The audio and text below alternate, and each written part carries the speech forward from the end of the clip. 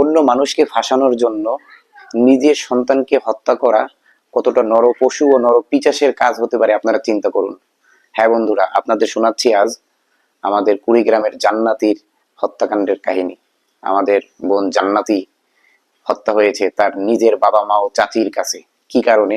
জমি জমা নিয়ে, জমি জমার জেরের কারণে পাশের পার্শ্ববর্তী লোকদের মামলা দিয়ে অ্যাটাক করার জন্য বাবা মা ও চাচি মিলে আমাদের জান্নাতি মেয়েটাকে কিন্তু হত্যা করেছে। হত্যা করে 27 জনের নামে মামলা দিয়েছে।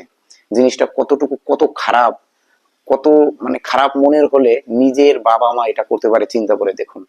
এবং এই জমি জমা নিয়ে সারা জীবন ঝামেলা লেগেই থাকে, ঝগড়া বিবাদ মামলা হামলা লেগেই থাকে।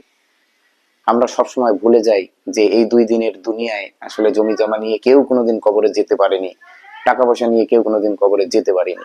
যাই হোক, খুব খারাপ লাগলো ব্যাপারটা, তাই আপনাদের সাথে শেয়ার করলাম। ভালো থাকবেন সবাই। আসসালামু আলাইকুম।